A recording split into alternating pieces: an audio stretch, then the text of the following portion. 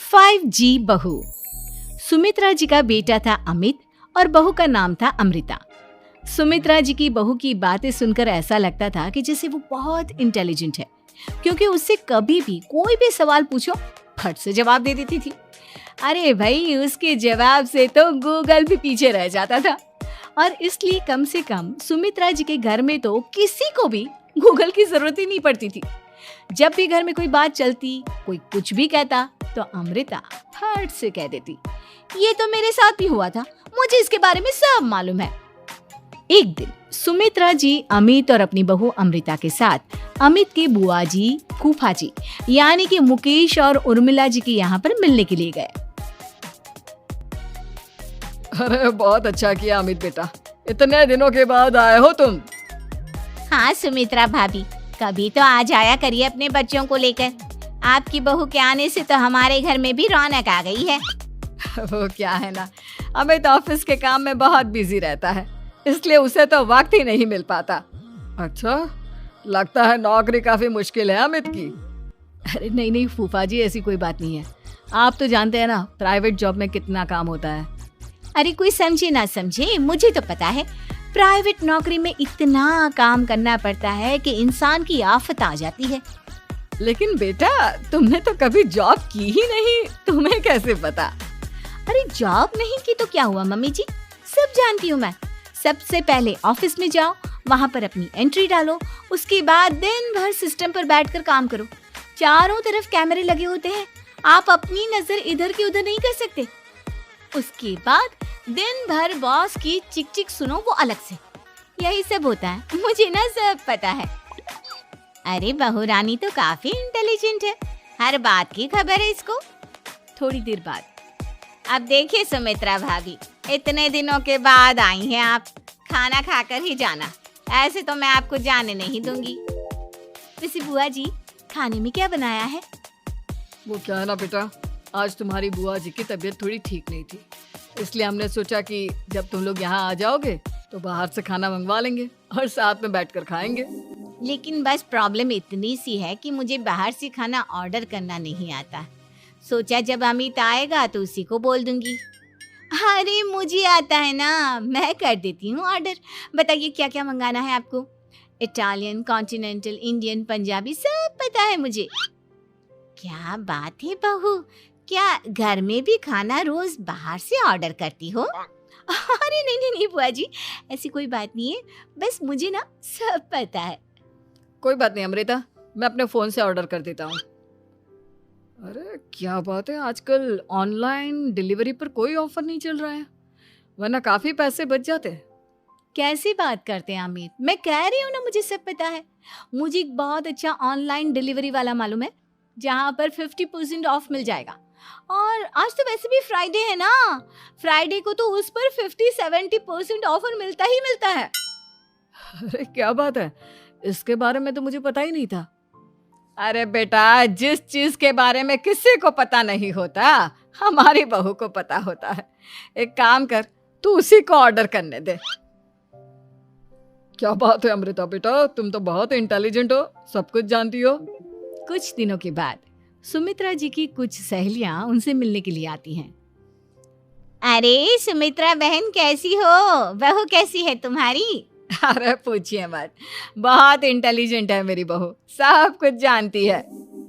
क्या बात है, बहू के आने के बाद तो औरतें दुखी हो जाती है, लेकिन तुम तो बहुत खुश लग रही हो। वो क्या है ना, मेरी बहू है ही इतनी अच्छी। अरे तो बुलाओ ना, हमारे साथ बैठेगी, बातें करेंगी तो हमें भी अच्छा लगेगा। सुमित्रा जी अमृता को बाहर बुलाती हैं और उसके बाद सब लोग बातें करने लगते हैं। क्या बताऊं, कुछ दिनों से घुटनों में इतना दर्द हो रहा है कि चला भी नहीं जाता। अब बुढ़ापे में तो ये सब चलता ही रहता है, क्या कर सकते हैं। आंटी जी, आप योगा करिए, योगा और साथ में ना काले तिल खाया करिए, आपके घुटनों का दर्द भाग जाएगा। लेकिन तुमको ये सब कैसे पता बेटा? अरे मेरे भी घुटनों में दर्द होने लगा था, मैंने योगा किया और काले तिल के साथ गुड़ मिलाकर उनके लड्डू बनाकर खाए, एकदम ठीक हो गए हैं मेरे पैर। अमृता, ये तुम क्या कह रही हो? इतनी कम उम्र में तुम्हारे पैरों में दर्द कैसे हो सकता है? अरे मम्मी जी सच कह रही हूँ, एक बार अगर कोई ये नुस्खा अपना लेना बस मजा आ जाए। ठीक है बेटा, अगर तुम कहती हो तो मैं ये करके देखती हूँ। मुझे सब पता है आंटी जी, ये मेरे साथ हो चुका है, इसीलिए तो बता रही हूँ मैं आपको, ऐसे नहीं बताती किसी को। कुछ दिनों के बाद अमित अमृता को अपने दोस्तों के साथ घूमने के लिए ले जाता है। क्या यार, क्या जिंदगी हो गई है।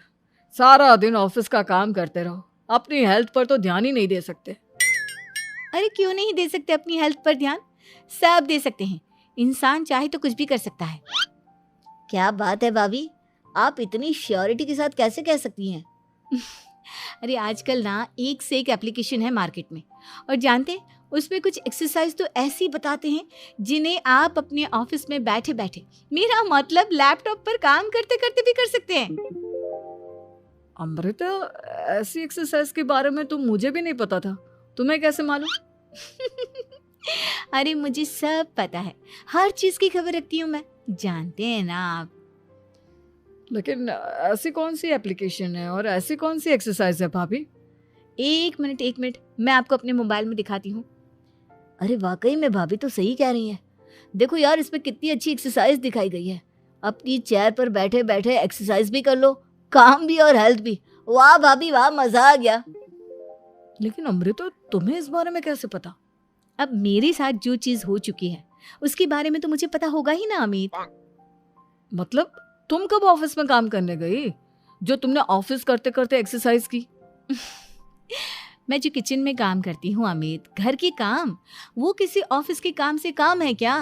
बस मैं भी वो सब करते करते इनमें से कुछ एक्सरसाइज ट्राई कर लेती हूँ, इसीलिए मुझे सब पता है। सही है यार, तुम तो बहुत इंटेलिजेंट हो।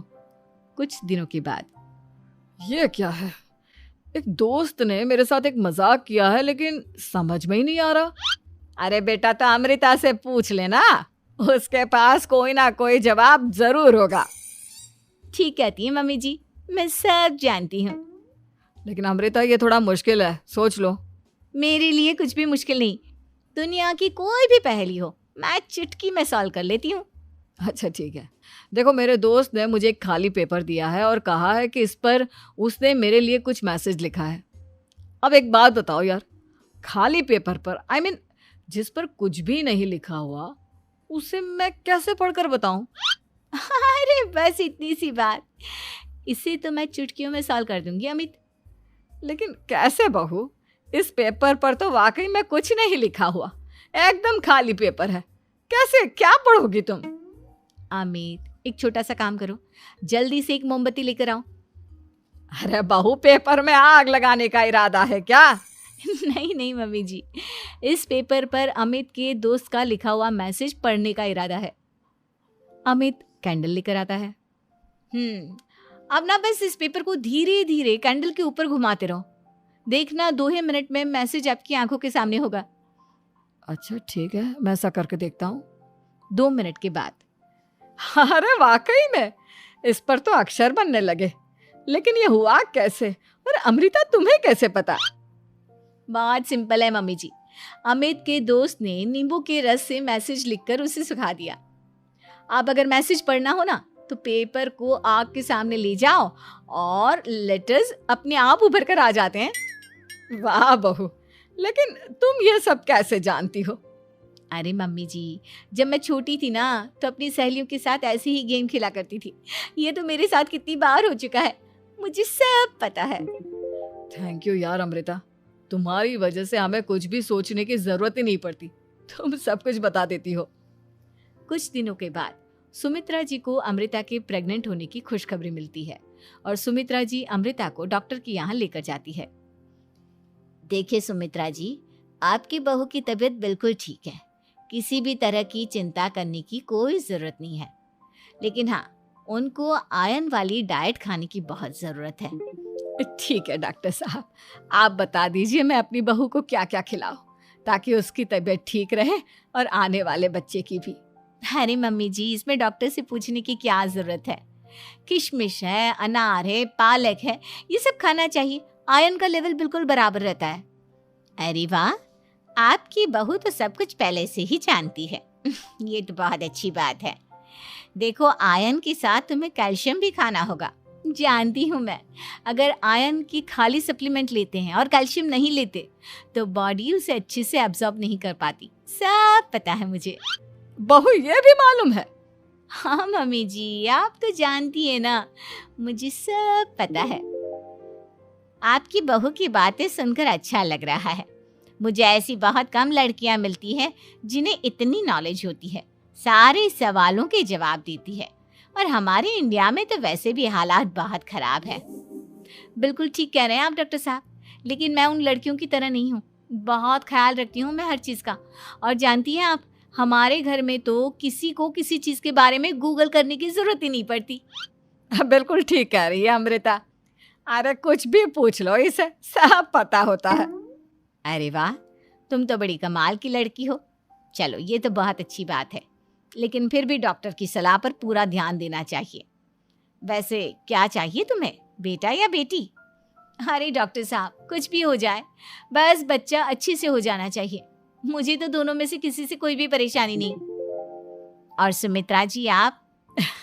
डॉक्टर मैडम, मुझे तो लड़के और लड़की में कभी भेद करने की आदत ही नहीं है। पोता आए या पोती, मेरे लिए तो दोनों एक बराबर है। सुनकर अच्छा लगा। वैसे आप जानती हैं, हमारे यहाँ पर तो लोगों को बड़ी बेचैनी रहती है ये जानने की कि पेट में लड़का है या लड़की, लेकिन विदेशों में ऐसा नहीं होता। हाँ, वहाँ पर तो सब कुछ पहले से ही बता देते हैं ना। ये भी कोई बात हुई भला? लेकिन तुम्हें कैसे पता कि वहां पर सब कुछ पहले ही बता देते हैं? अच्छा हाँ, तुम तो सब कुछ पहले से ही जानती हो ना। तुम्हारे साथ तो सब कुछ पहले से ही हो चुका होता है। नहीं मम्मी जी, ये तो मेरे साथ पहली बार हो रहा है, इसलिए मैं ये डायलॉग नहीं बोल सकती। अमृता की बात सुनकर सुमित्रा और डॉक्टर दोनों हंसने लगते हैं।